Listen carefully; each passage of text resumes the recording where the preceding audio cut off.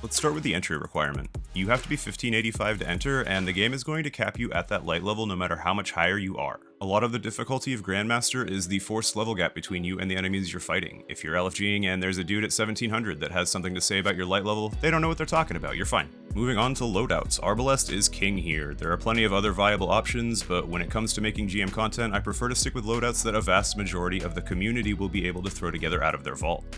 Arbalest being a linear fusion means you could go with a second linear fusion for your heavy slot to get even more value out of your ammo finders and scavengers, and I'd recommend a kinetic option for your last slot. You can go with a glaive for the unstoppables if you'd like, but you won't have anything to shoot down the boss's fireballs with. If you would like a more detailed version of my subclass and mods loadout, I'll have a link to a build guide in the description, but the short version is I take Classy Restoration so that my Empowering Rift heals me, and Fusion Grenades to go with Starfire Protocol.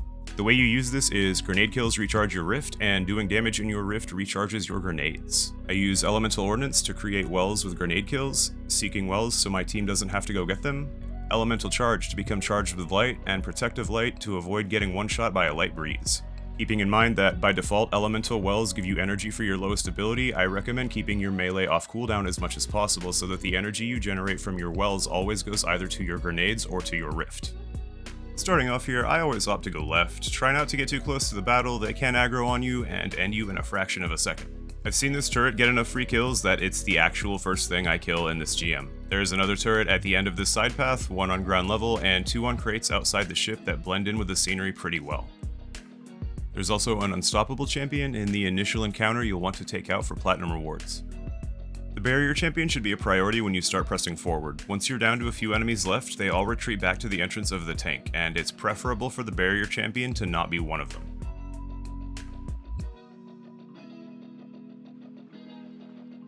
For my fellow Arbalest enjoyers, keep in mind that the Arbalest penetrates phalanx shields. Once you've cleared the outside area, the first miniboss emerges from the tank with some friends.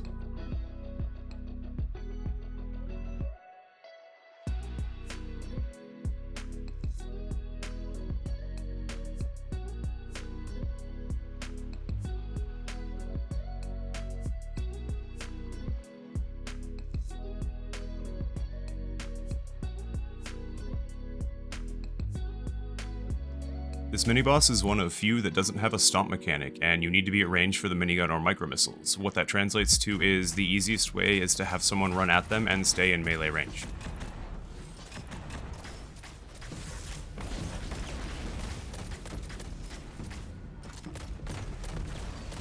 Around half health, the boss will put up a shield and enemies will spawn off to the side.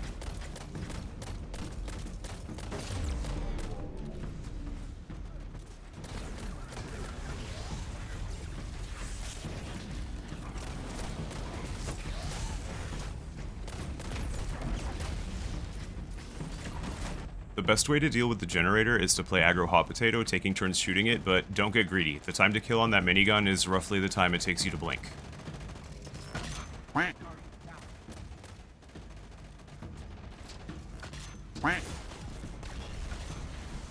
It's really nice to have an invis hunter with you, by the way.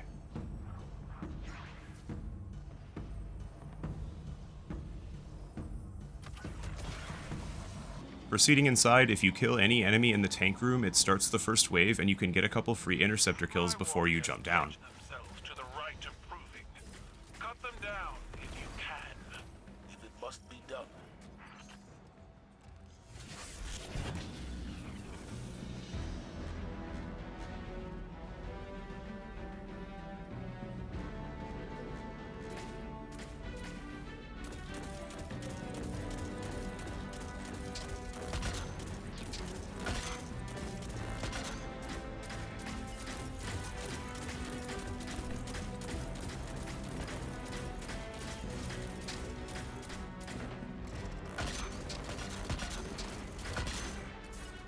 When you jump down, snipers first. There's one on each platform, and they respawn when the tanks come out.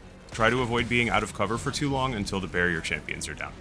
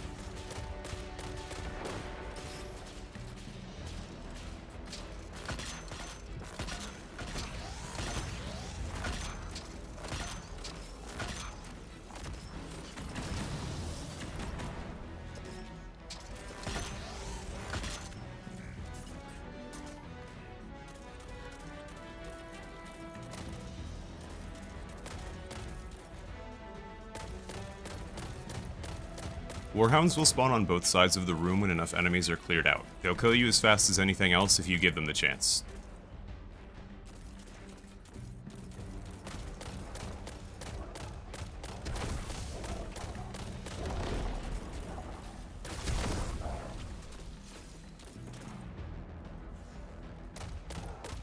When you're down to having an objective marker on the last enemy, check around for ammo and get in position for the next wave.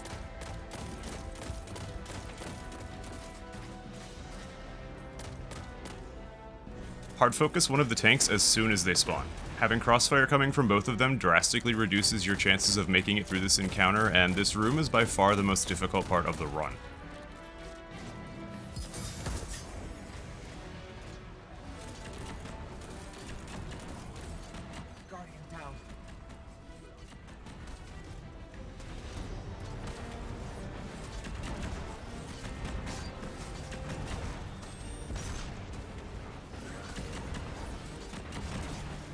It's also important for the tank to die fast. More often than not, a barrier champion gets super aggressive as soon as they know what's happening.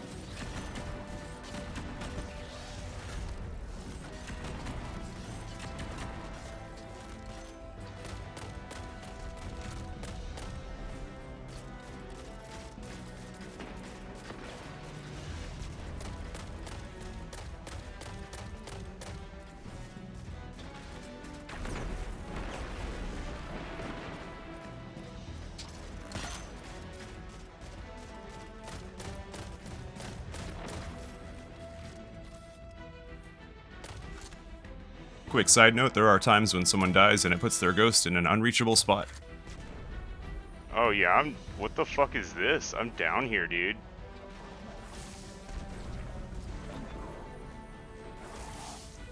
Our solution to this glitch is another glitch. If you Alt F4 and reload the game, it thinks you crashed and puts you back in, alive and with full ammo.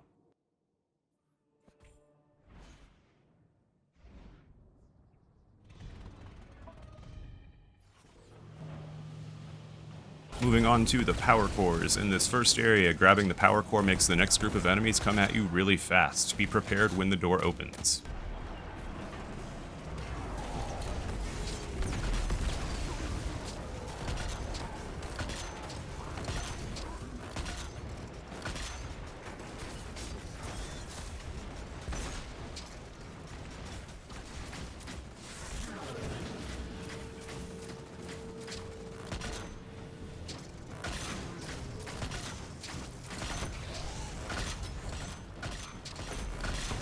When the first core is deposited, the next door opens.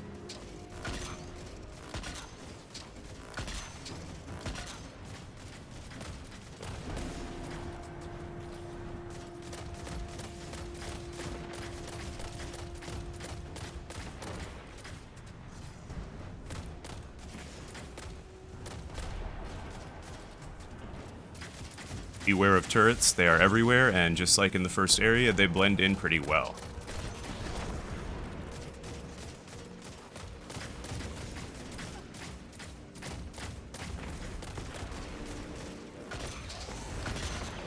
When you clear out the room the second core is in, enemies spawn behind you back in the main room.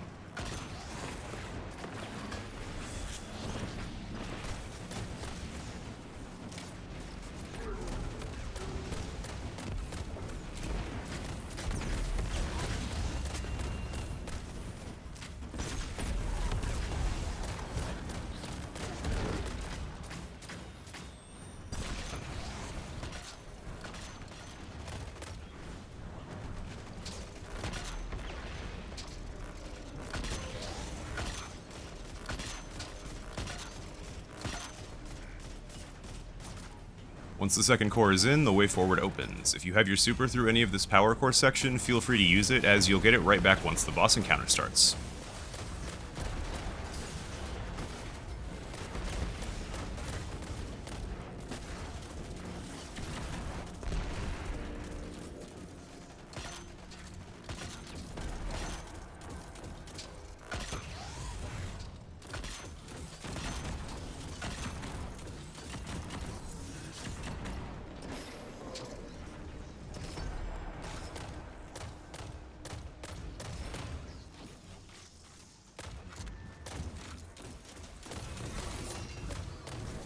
Once you enter the boss room, interacting with the objective starts the fight and refills your abilities. Well of Radiance specifically is a super you may want to hold on to and drop it right before the fight starts.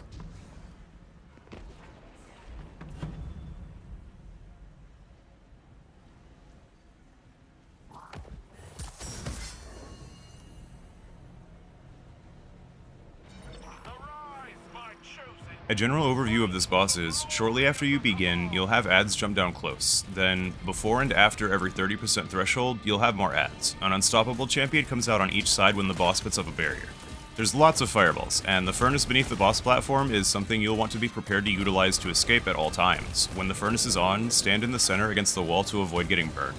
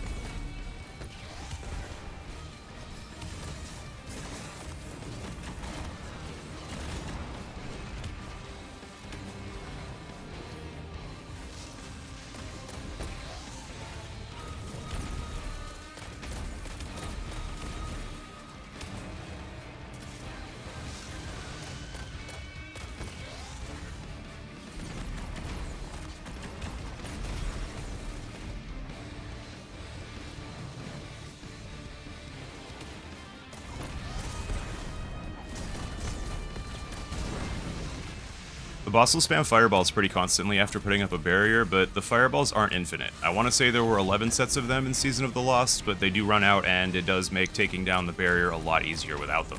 You don't even need to be shooting them. If the whole team groups up in the furnace or in the corner outside of it, they'll hit the platform instead. Shooting them is honestly just something to do.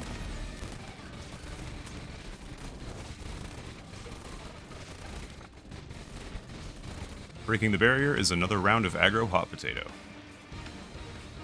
Keep in mind there's a Nightfall modifier on this one that increases stomp damage and range. Every time I got hit by a stomp from any enemy, it was instant death.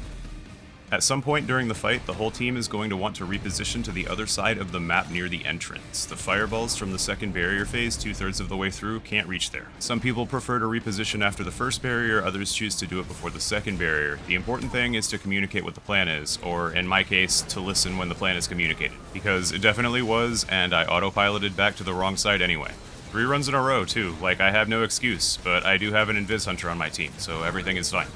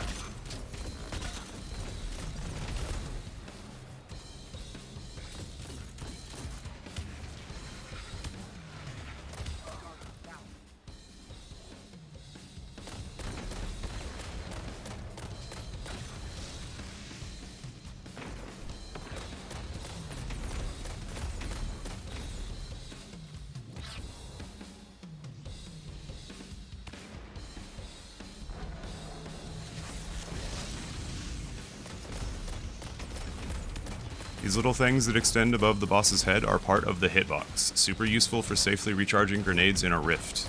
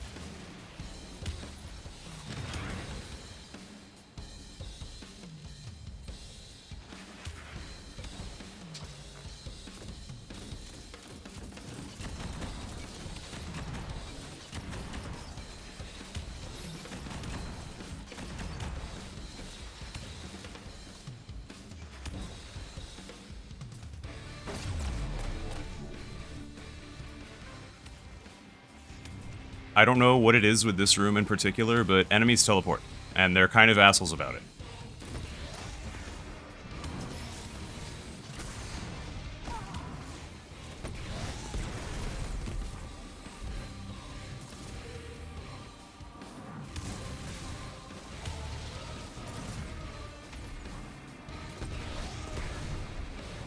Alright, back in the game.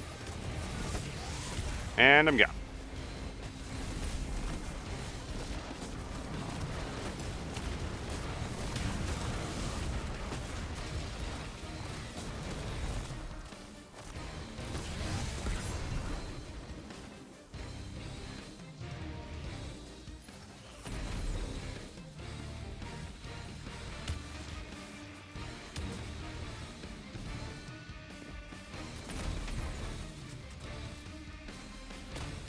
You can wait out the fireballs on the second barrier as well if you would like, but the fireballs have a really hard time reaching underneath the boss, so it's faster to move in for round 3 of Aggro Hot Potato.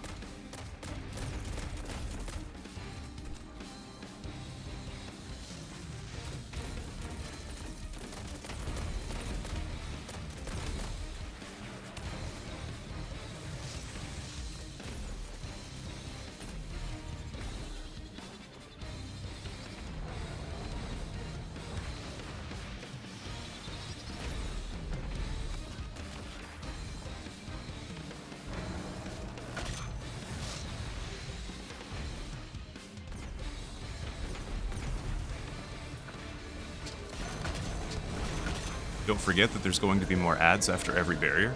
And something to also be mindful of is the range of movement the boss has throughout the room gets bigger after every threshold. The boss can get line of sight through the furnace during the last 30% of the encounter, so if you need to use it, commit to going through to the other side.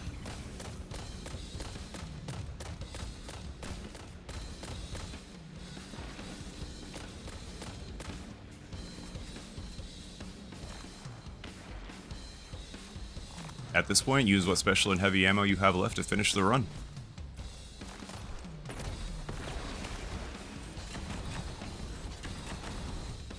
Guardian down.